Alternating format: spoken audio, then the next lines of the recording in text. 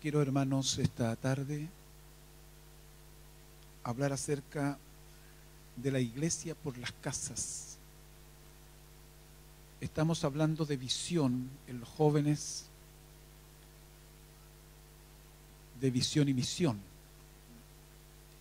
Y lógicamente que la iglesia, todos nosotros como congregación, necesitamos estar muy atentos a lo que Dios quiere hacer en este tiempo y poder interpretar muy bien la visión de Dios y la misión que tiene que desarrollar la iglesia. Entonces hoy día voy a intentar progresar un poco en esto para que todos aquellos que vienen llegando, todos aquellos que no han entendido a cabalidad lo que es un grupo en casa, cuál fue el proyecto eterno de Dios, podamos ir entendiendo y reafirmando y reevangelizando a aquellos que quizás todavía no logran entender por qué estamos acá en la tierra y por qué Dios nos llamó para hacer qué cosa aquí en esta tierra llamada Chile. Entonces voy a partir leyendo algo que todos conocemos, pero que siempre tenemos que reafirmar. Verso 28, Romanos 8, verso 28 y 29.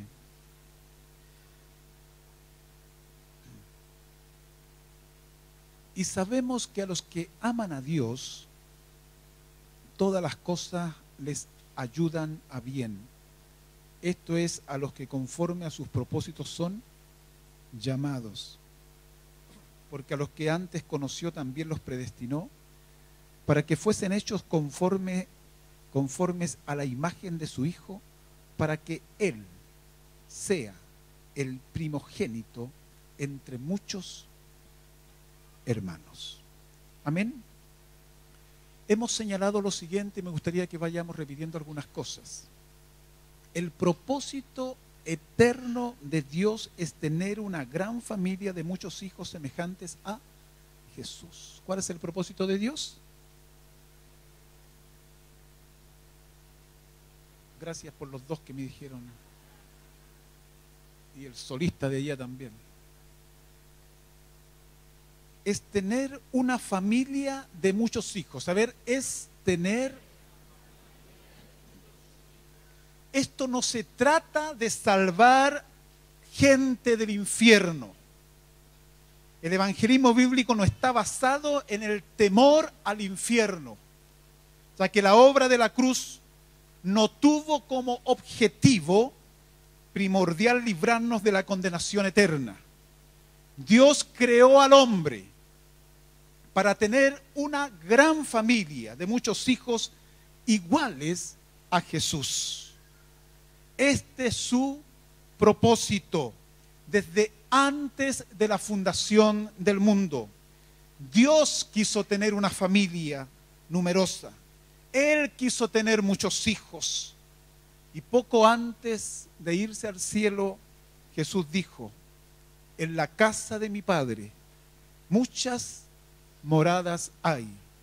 Voy pues a preparar lugar para vosotros. Una casa grande para albergar una familia numerosa. ¿Cuántos dicen amén a eso? Entonces, la vocación suprema de Dios, atención, no es ser creador, ni ser salvador, sino la de ser un padre. Lo más importante de Él es ser papá, padre. ¿De quién?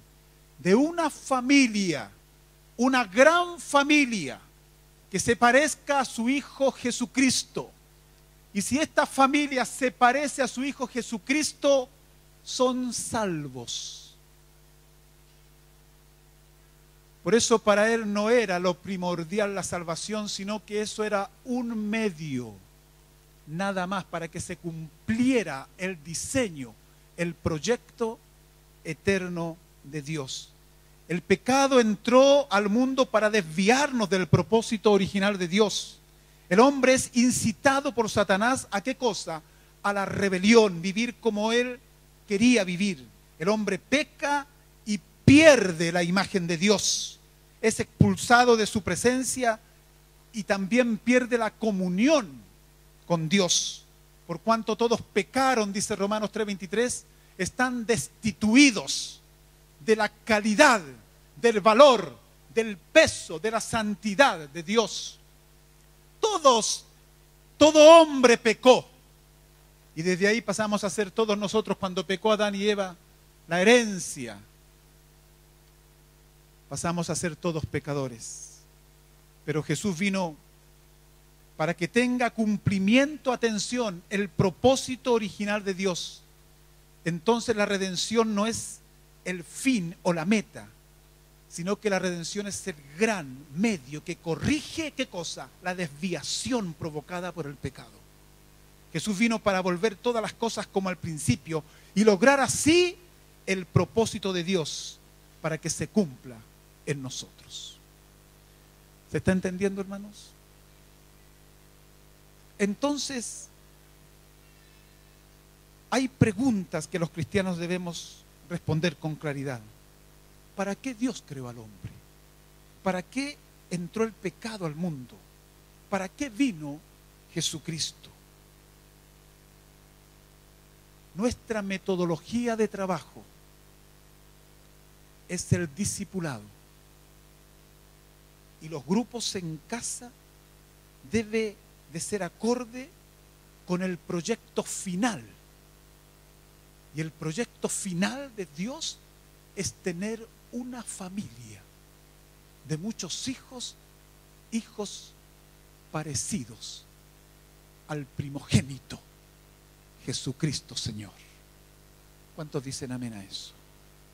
Entonces, hermanos, la enseñanza que compartimos, los métodos que utilizamos, la estructura de funcionamiento que tenemos, todo lo que hacemos o decimos debe contribuir al logro del proyecto final. La enseñanza sobre el propósito eterno de Dios es medular, es nuestra estructura de funcionamiento. Todo cobra sentido cuando trabajamos conforme al proyecto final de Dios como meta, como objetivo. Todo lo que hacemos y decimos tiene que contribuir a lo que va a quedar al final de los siglos, una gran familia eterna de muchos hijos conformados a la imagen de Jesús, porque ese fue el eterno propósito de Dios Padre, de tener una familia. Por lo tanto, todo lo que hagamos tiene que converger allá. Toda la enseñanza donde tú te movilizas, siempre tienes que estar atento y atenta. Tiene que converger en el diseño de Dios, en el proyecto de Dios, en la idea soñada de Él. El diablo se metió entre medio, pero Cristo vino a dar solución y volver a la primera idea de Dios de tener esa familia. Por lo tanto, queridos, tenemos que interpretar bien lo que Dios quiere y que siempre ha querido, de tener una familia, tener muchos hijos, no miembros, hijos legítimos, hijos lavados con la sangre del Cordero, hijos que voluntariamente quieren ingresar a este estado de familia espiritual, de familia de Dios. Cada familia sanguínea es una familia espiritual. Cada familia sanguínea que está compuesta aquí y que ha reconocido a Cristo como Señor y Salvador de sus vidas, se constituye en una familia espiritual donde allí hay una paternidad espiritual, donde está el padre, está la mamá que ejercen paternidad y maternidad espiritual. ¿Sobre quién? Sobre los hijos sanguíneos que pasan a ser hijos espirituales de ellos. Y cada hombre y mujer que tiene vidas a cargo, que tiene una responsabilidad, pasamos a ser padres espirituales, donde nosotros damos la enseñanza con ternura, con cariño, a veces con corrección y a veces con firmeza, porque en una familia sanguínea también a veces el papá tiene que ser firme, pero sobre la base de que primeramente instruye, de que primeramente ama y luego corrige.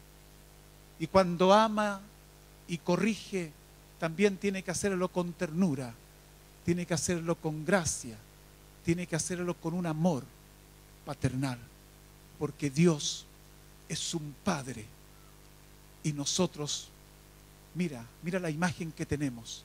Y cuando oramos el Padre Nuestro decimos: Padre nuestro que estás en los cielos, santificado sea tu nombre, y luego le decimos: venga tu gobierno, venga tu reino sobre cada uno de nosotros.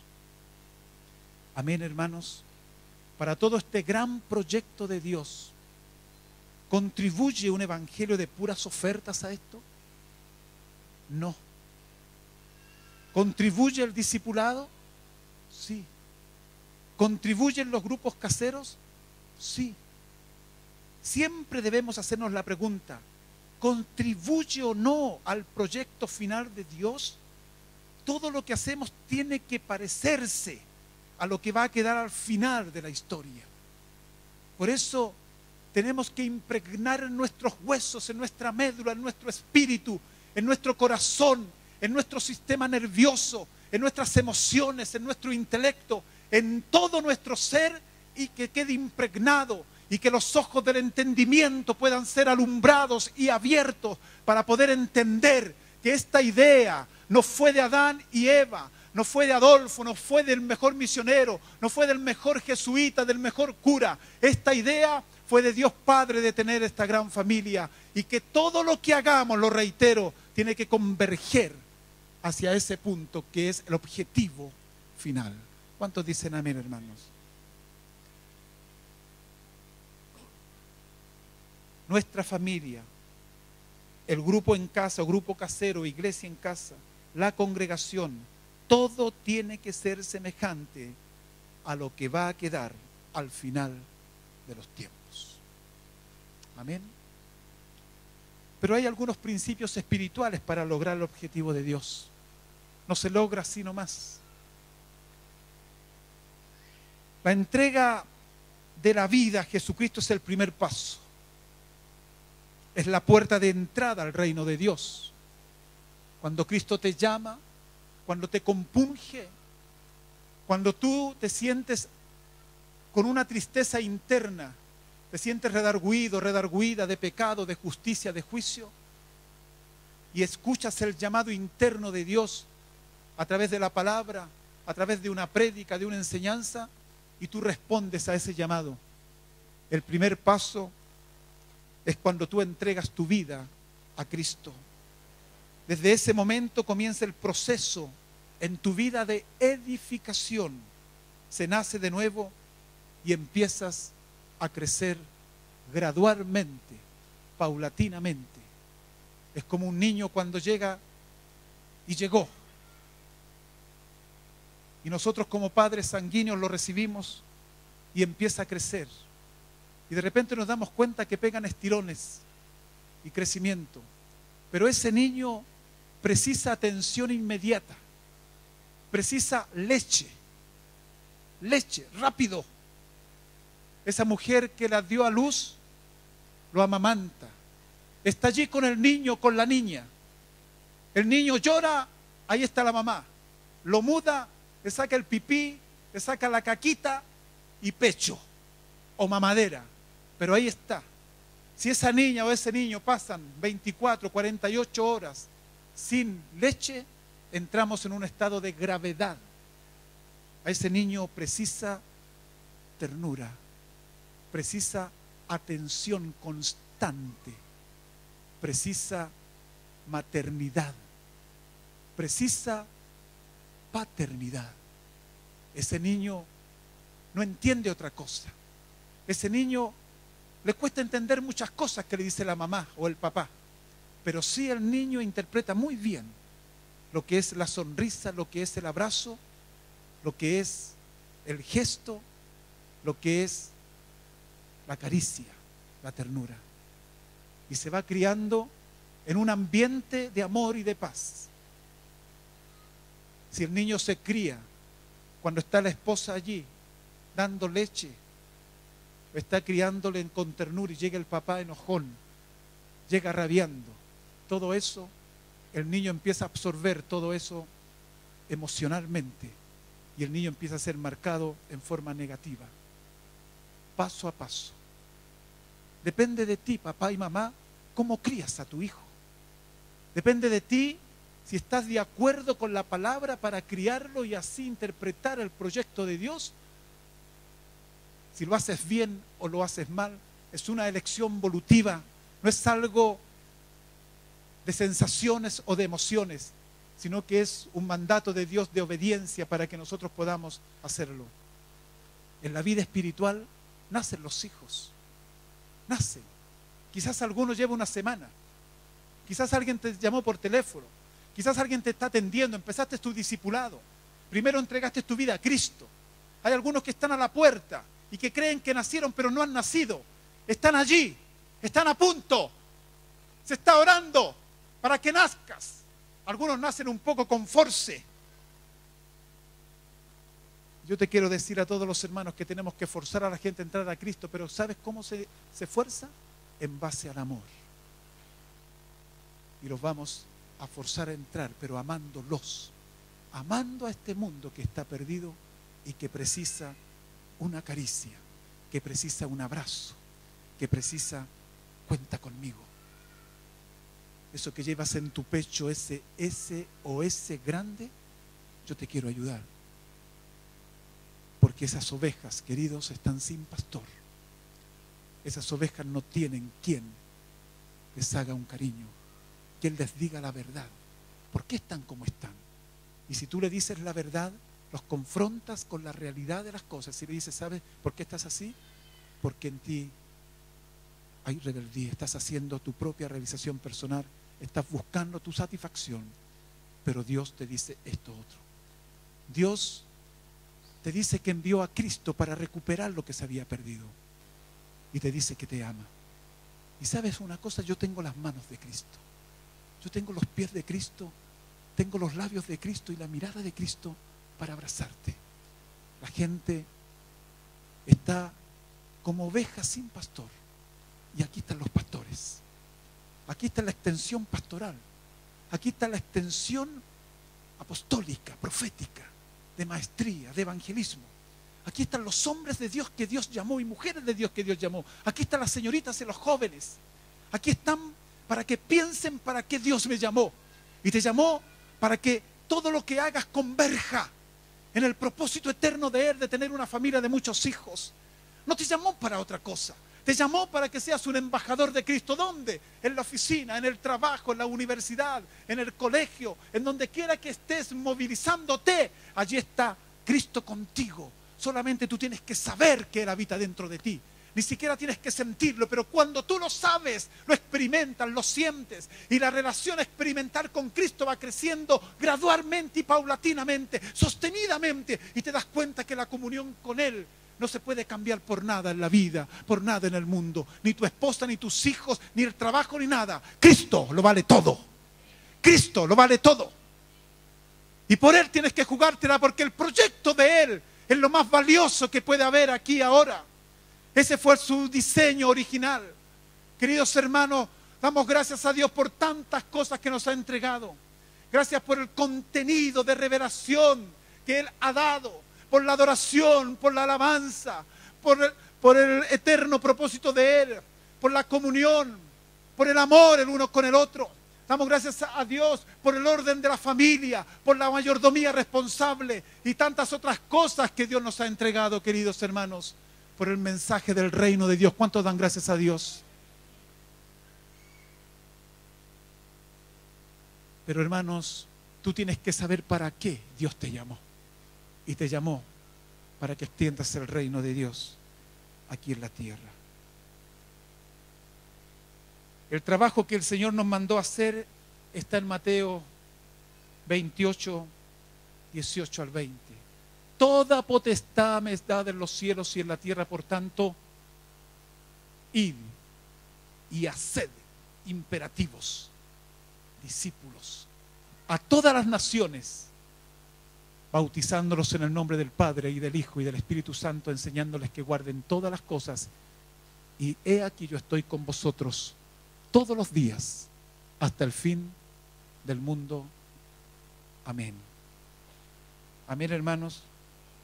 ¿Quién es discípulo de Cristo entonces? Es el que cree todo lo que Cristo dice y hace lo que Cristo manda. ¿Quién es discípulo? El que sigue a su maestro y aprende de él.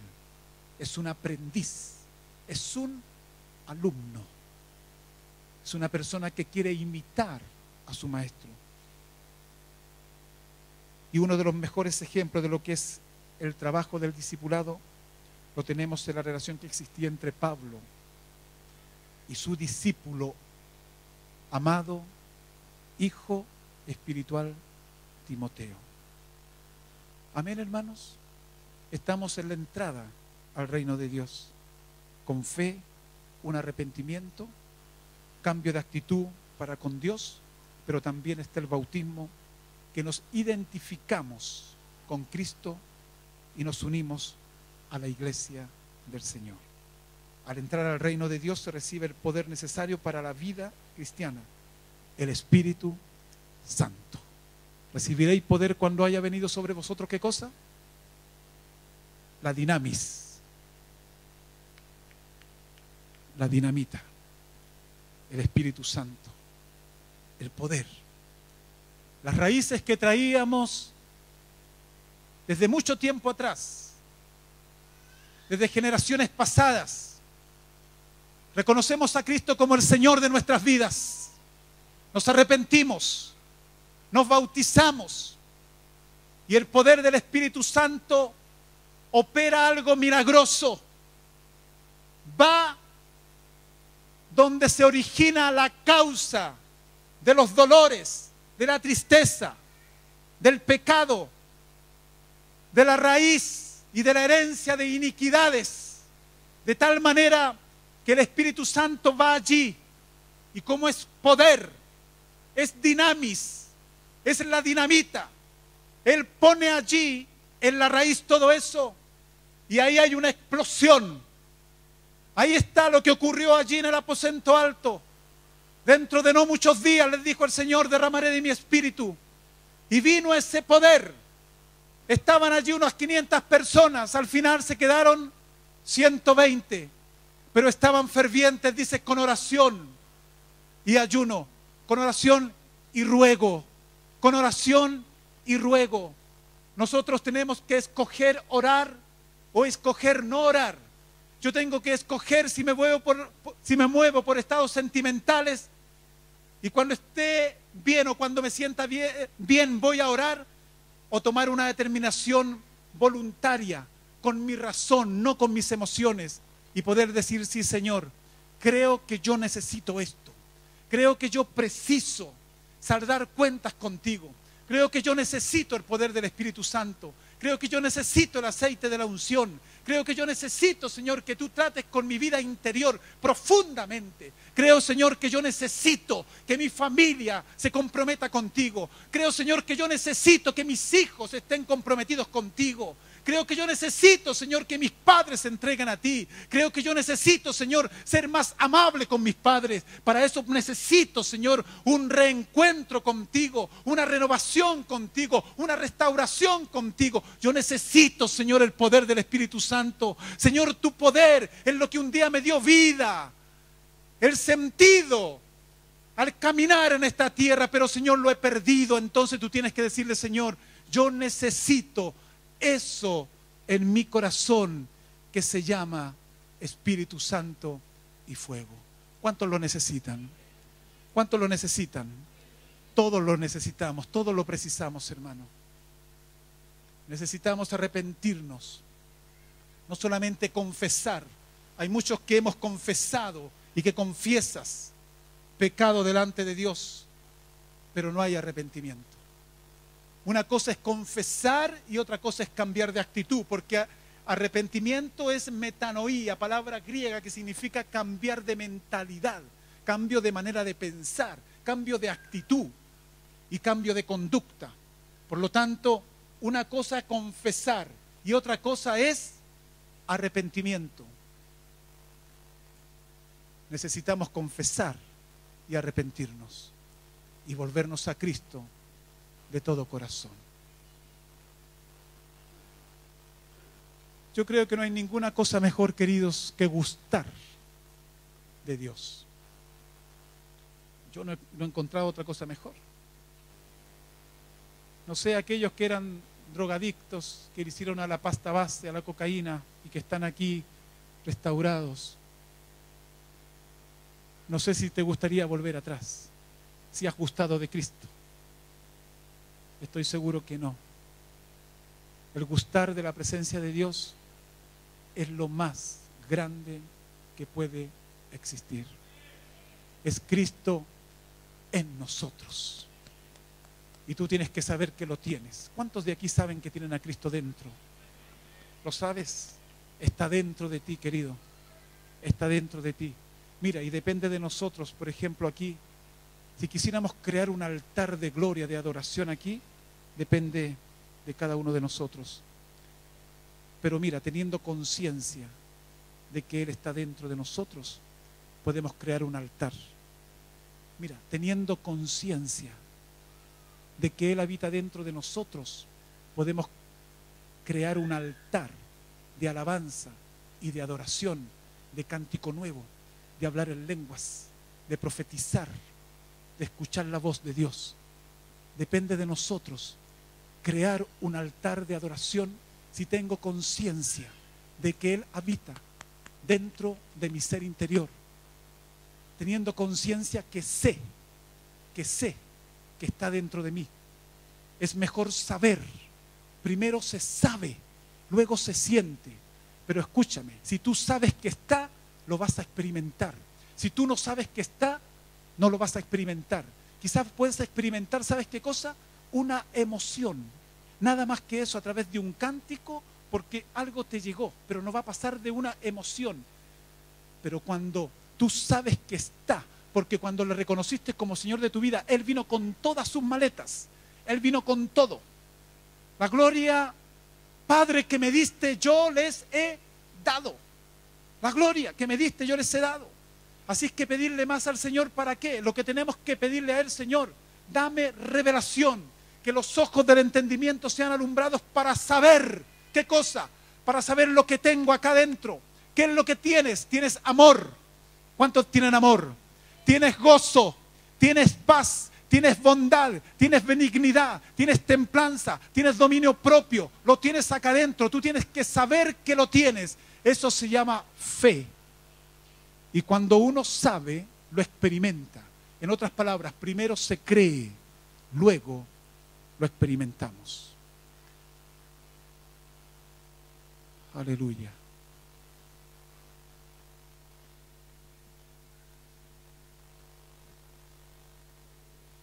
La función principal de los pastores es capacitar a los santos para la obra del ministerio. Efesios 4, del 11 al 16.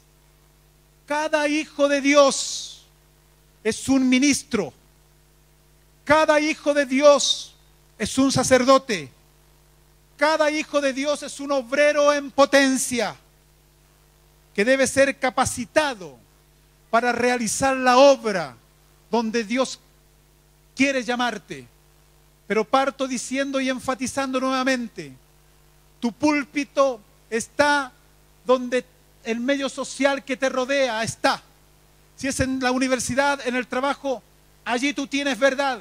Allí tú tienes que saber lo que habita dentro de ti. Allí tú tienes que saber proclamar el evangelio del reino. Allí tú tienes que saber decir una palabra de verdad. Allí tú tienes que saber abrazar a alguien, porque todo el mundo que no conoce a Cristo está necesitado de la verdad, necesitada de la verdad. Y alguien tiene que señalarles el camino.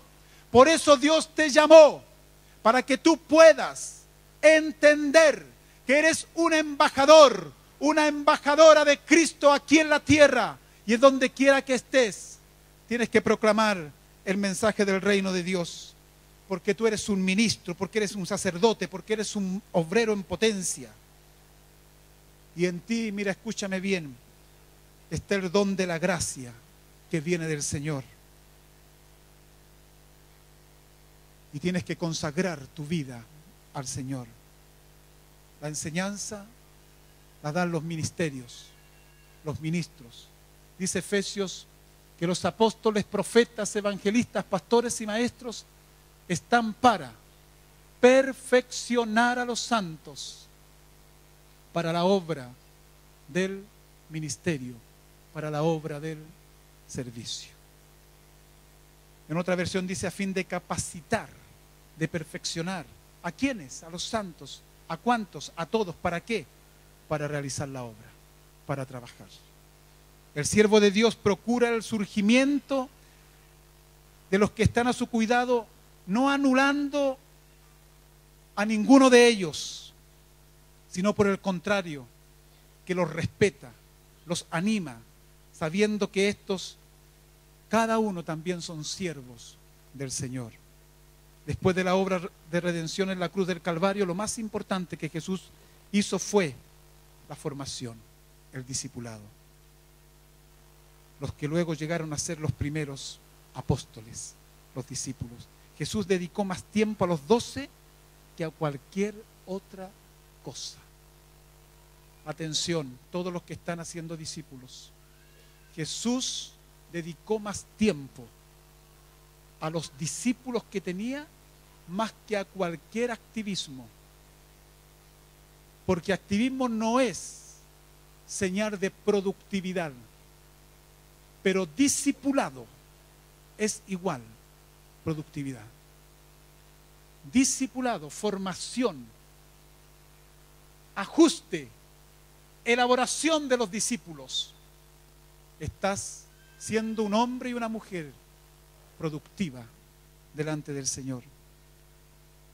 El apóstol Pablo también estaba rodeado continuamente, siempre, de un grupo de hombres. Hechos 24. No cabe ninguna duda que el sistema que utilizaba Pablo para ser discípulo era como el del Señor Jesucristo. ¿Y nosotros qué tenemos que hacer? Intentar hacer lo mismo que el Maestro, lo mismo que Pablo, lo mismo que la iglesia neotestamentaria. Se reunían por las casas con sencillez de corazón y comían juntos. ¿Qué hacían? Comían juntos. ¿Cuántos tienen hambre? Comían juntos. Qué interesante. Comían juntos. Los músicos comían juntos. El discípulo con los discipuladores comían juntos, con sencillez de corazón. Y Dios iba añadiendo los que iban a ser salvos. Pero ellos tenían un hábito y una costumbre. Oraban, ayunaban, estaban en común unión, un mismo pensar, un mismo sentir. Era el cuerpo de Cristo, era la iglesia del Señor. Necesitamos, hermanos, avanzar. Me quedan 8 minutos y 1 hora.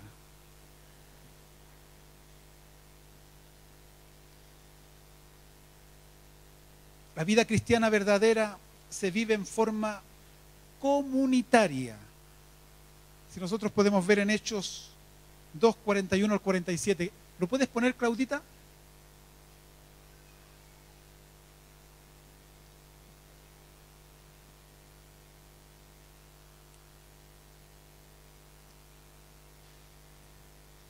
¿Se puede?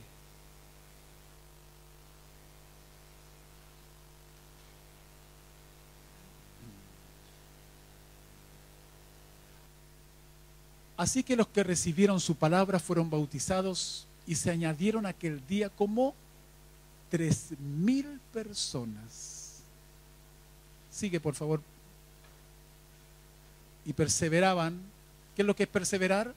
Mantenerse firme sobre la enseñanza que se le estaba dando. Mira, en la doctrina, los mandamientos de los apóstoles, en la común unión, en la comunión unos con otros, en el partimiento del pan y en las oraciones.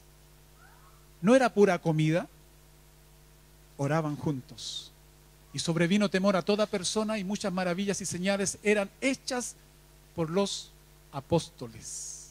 Todos los que habían creído estaban juntos y tenían en común todas las cosas y vendían sus propiedades y sus bienes y los repartían a todos según la necesidad de cada uno.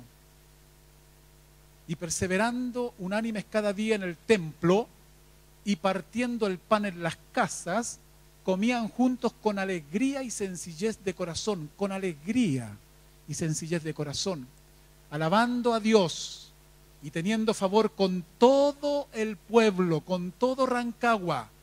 Y el Señor añadía cada día a la iglesia a los que habían de ser salvos. Amén. Qué palabra, hermanos. Tenían favor. Había un amor desinteresado, un amor incondicional. Estaban interpretando el corazón de Dios. Solamente eso es lo que estaban ellos haciendo. El individualismo está reñido con el espíritu del Evangelio. No se trata solo de asistir a reuniones, sino de estar bien relacionado el uno con el otro. O sea que estar bien relacionado con unos pocos es de mayor importancia que asistir a muchas reuniones masivas. Todos sabemos que se puede estar con mucha gente y a la vez sentirse solo. ¿Sí? Cuando la iglesia es una familia, las relaciones son más importantes que las actividades. Los cristianos primitivos se reunían por las casas para desarrollar y expresar su vida de comunión. En ellas oraban, predicaban, enseñaban, tenían comunión, partían el pan. ¿Me están siguiendo? ¿Quieren que siga? De verdad les digo, ¿quieren que siga? ¿O quieren ir a comer? El próximo sábado vamos a seguir. Y ahí vamos a terminar, a concluir con esto del discipulado por las casas, que es sumamente importante. Que los ojos del entendimiento sean alumbrados. Eso es clave. Que los ojos espirituales sean abiertos para poder entender el proyecto eterno de Dios de tener una familia de muchos hijos. Todo esto va bajo el contexto del mensaje del reino de Dios. No nos olvidemos de eso. Y seamos paternales. Seamos padres espirituales. Y predicamos el Evangelio por doquier, donde Dios te llamó. Empieza a funcionar. Empieza. Movilízate. Muévete. ¿Qué ganaríamos con tener aquí, hermanos, 300, 400, 500 personas que se portan bien y que están allí adorando a su familia, que tienen que amarla, que tienen que honrar y que tienen que respetar y que tiene que estar el orden divino en la familia? Todo bien. Pero si tú vives para sí, creo que no estás bien. Tenemos que vivir para Él. Si vives para sí, ¿sabes cómo se llama eso? Egoísmo. Dios te hizo para que vivas para Él, para cumplir el propósito del Señor. ¿Cuántos de aquí tenemos que arrepentirnos? Que a veces hemos estado centrados tanto en nosotros y que nos ha traído tanta dificultad porque pensamos mucho en nosotros. Y cuando pensamos en nosotros, yo te digo lo que le viene a los cristianos: es una depresión espiritual. Y la depresión espiritual, sabiendo que tú naciste para servir a Dios, te empieza a carcomer, porque te sientes frustrado y te sientes frustrada. Pero en el reino de Dios, como decía anoche Lidia a los jóvenes, aquí hay muchas vacantes. Eso decía, ¿verdad, maestra? Hay muchas vacantes. Y todos necesitamos trabajar para la extensión del reino de Dios. Se está trabajando con la escuela de fútbol, se está trabajando en las obras de misericordia, se está trabajando en la cárcel, se está trabajando en Duao, se está trabajando en Peralillo, se está trabajando en el Carmen, en el Tambo, se está trabajando en España, se está trabajando en otras partes, hermano, pero hay gente que no está trabajando. Por eso hay vacantes. Dile al hermano que está a su lado, hermano, hay vacante.